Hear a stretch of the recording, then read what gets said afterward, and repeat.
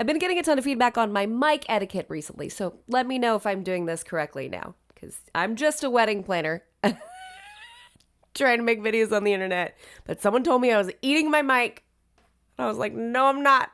Doesn't even look tasty. So I'm a September 2026 bride, and I just saw a TikTok, someone breaking down like the price transparency of their wedding, and they started with their venue, and they were like saying how this is a crazy amount, and their venue cost in total was $34,000 just for the venue. I'm hoping that means venue and food and drinks and rentals. I'm hoping it's like all that, like, I'm hoping when she says just the venue, I'm hoping that's what she means. That almost made me vomit. So far, all I really have fully like set in stone booked is my venue, and that was $93,000. And this is like full transparency. Am I rich? No, I'm not. Like, me and my fiance are basically paying for the wedding ourselves. But like, this is what weddings are going for, and this is for about 200 people, and it's in New Jersey.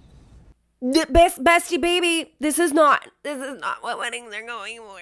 By the beach, by the water. So just to break this down for some people who are getting married or like engaged soon, our venue cost $58,000 for our date, which is September, in to cover 160 people. Then we're getting married at the venue. The ceremony space was an additional $2,500, and then the get ready, like the bridal suite, starting at 9 a.m. was an additional $3,500. We do get the entire venue to ourselves. There's no other events or weddings. There's a lot of food and space and open bar, and it's a beautiful venue. But then any additional person over that 160 is $320 a head, which is where it's like really hitting us.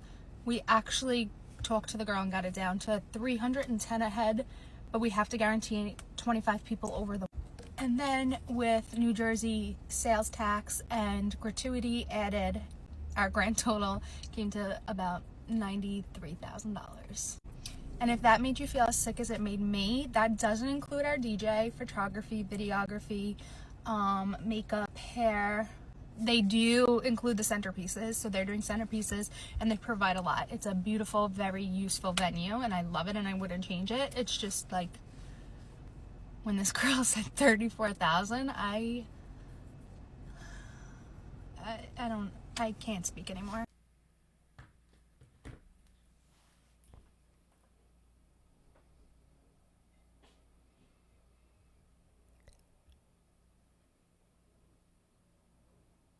I feel like we need to take a moment of silence. I took notes.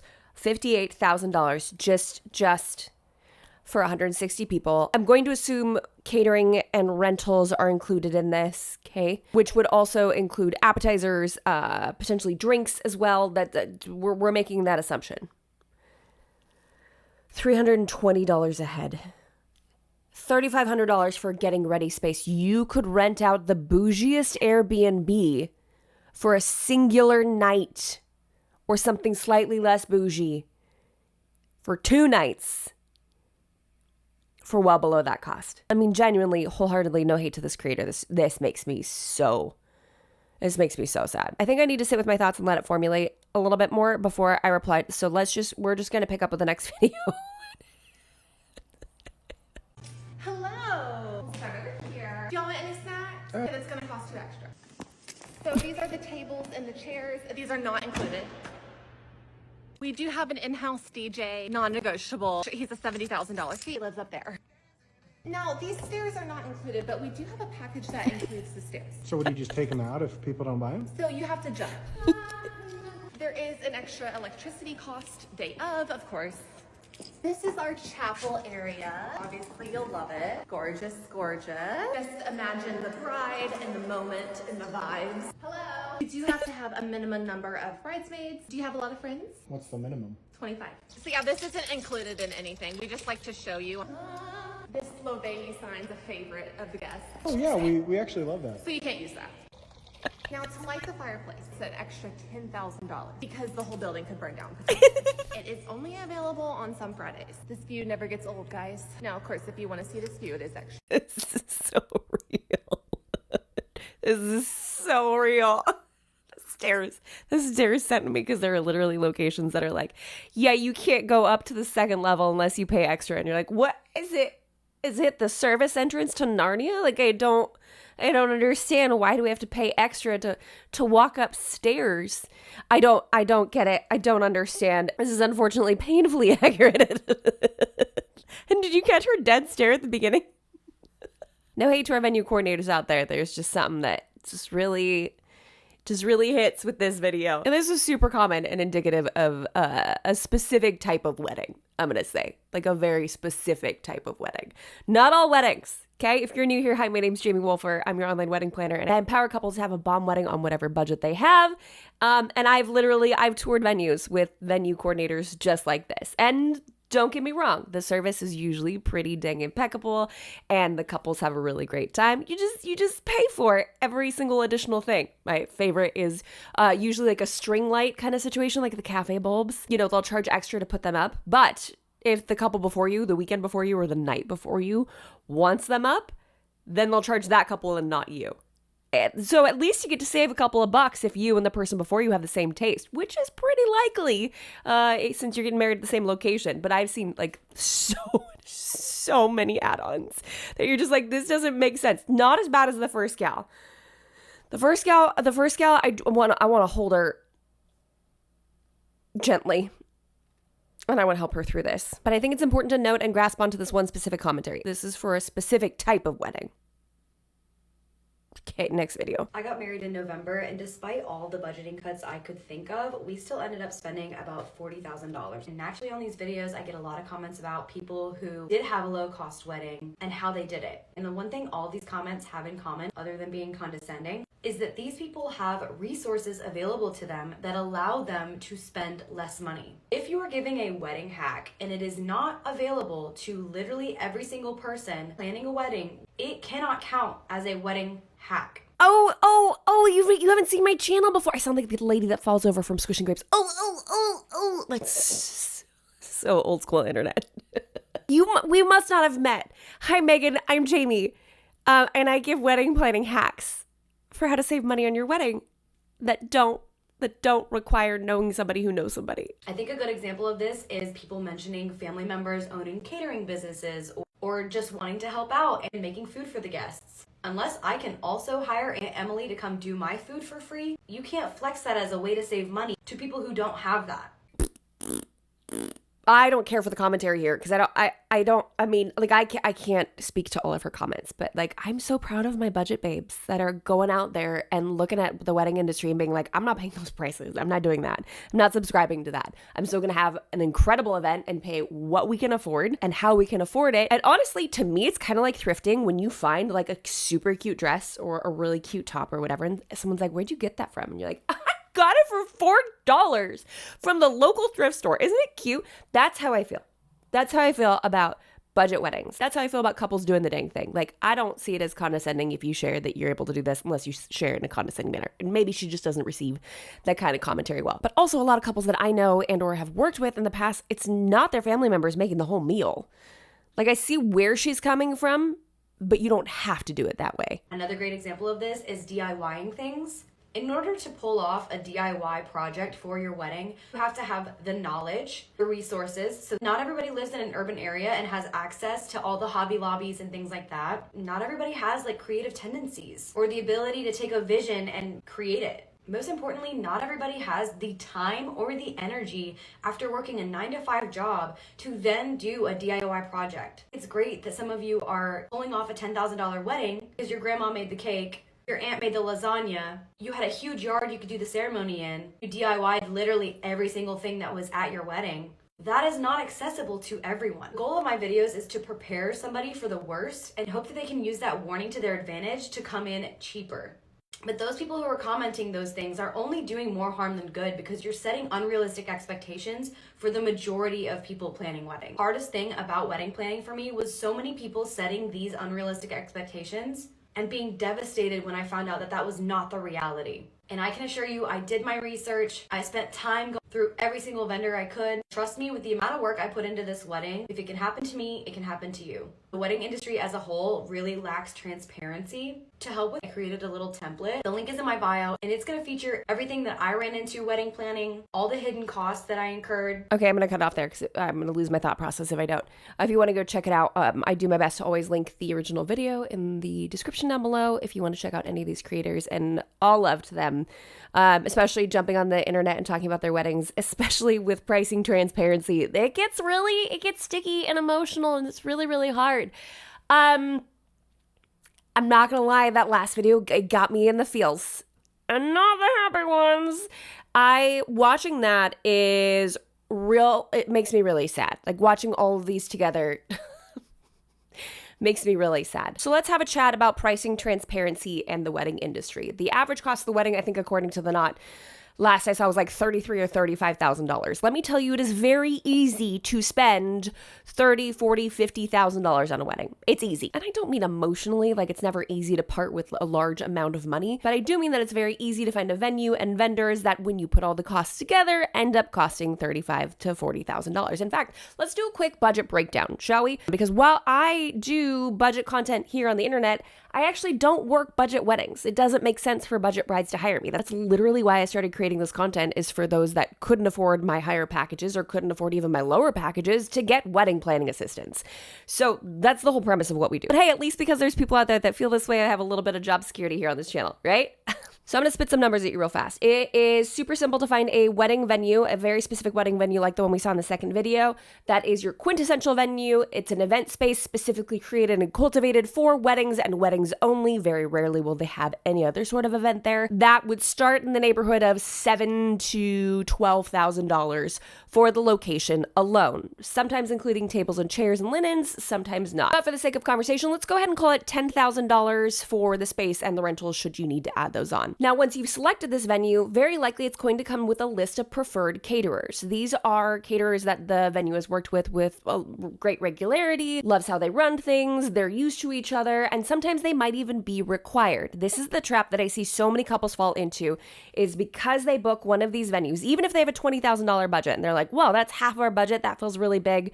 Especially because a lot of the budget breakdowns out there can be really misleading. That's why I highly recommend come joining the master plan, because I have a much more thorough budget breakdown. Realistically speaking, your venue should not be more than 20% of your budget, like your venue alone, without including food and rentals, etc. So for the sake of this conversation, we're going to go ahead and lump the rentals in just to make the math a little bit easier.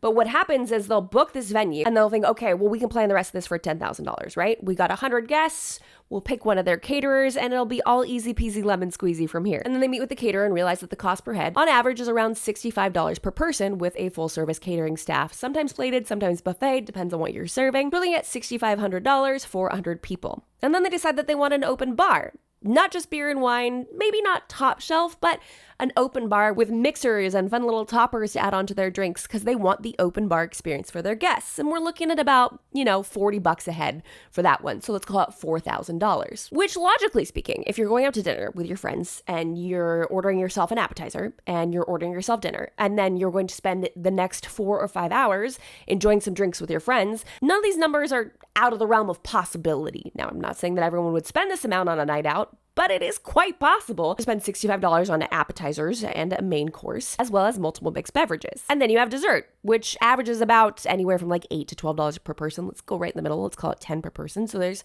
another $1,000. A $10 dessert at a restaurant, not a big deal. Makes a lot of sense, especially if it's like a house-made cheesecake with some sort of artisanal whipped cream on top, like $10. Yes, please. Well, then typically with this style of wedding, someone's going to hire a coordinator. Now, on the high end of things, you could spend tens of thousands of dollars on a wedding planner. I'm talking about a day of coordinator. So let's go a little conservative, right? We've got all the food and bev happening in-house, so we might not have as many moving parts as other events would. So let's go $1,000 for a day of coordinator, which, by the way, is extremely conservative when it comes to a day of coordinator.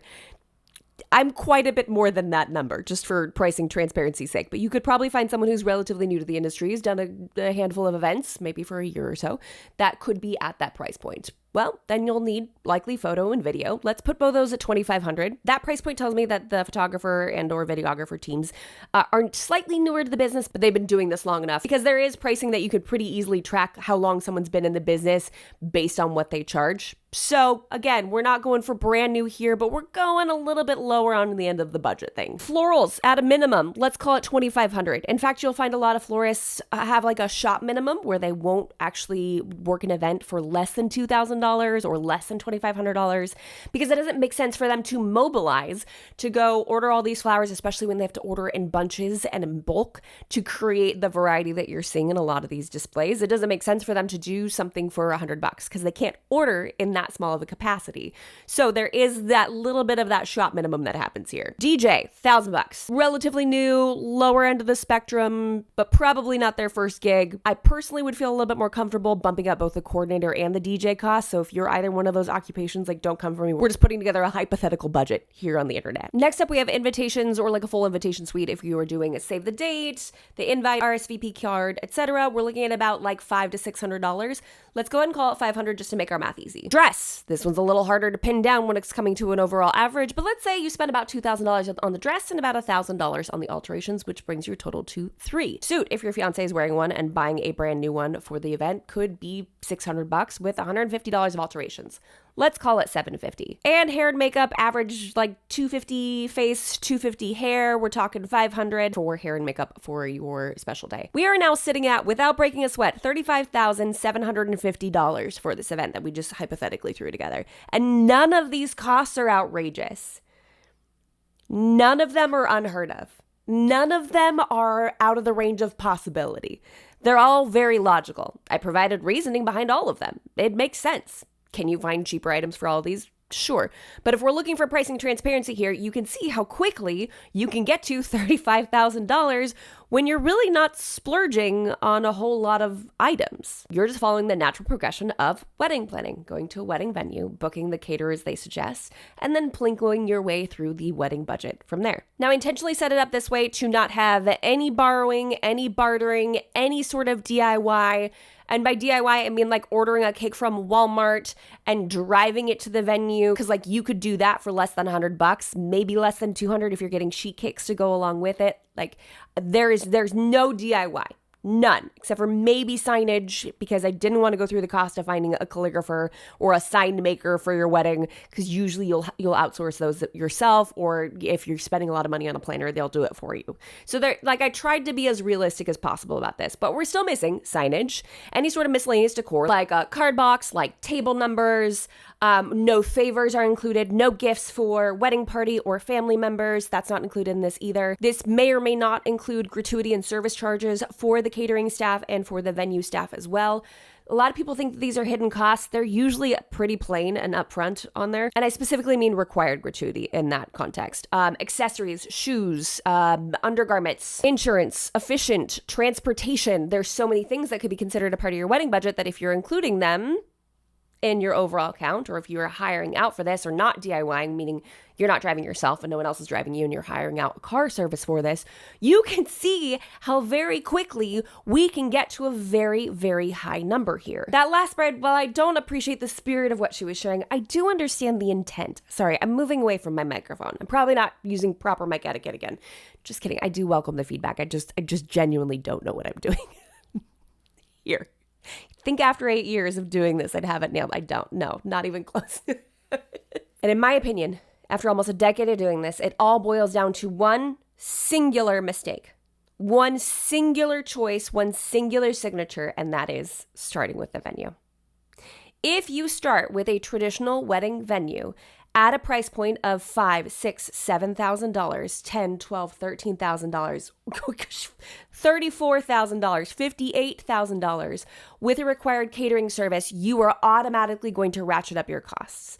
If they have other required vendors that you have to use, a DJ that you have to use, a florist that you have to use, you are locked into those costs. And for a lot of couples, and I understand where this last gal was coming from, she doesn't have emotional capacity or desire to do DIYs. I totally, completely understand that. But please hear me when I say this. There is still a way to plan a wedding successfully for a much lower cost.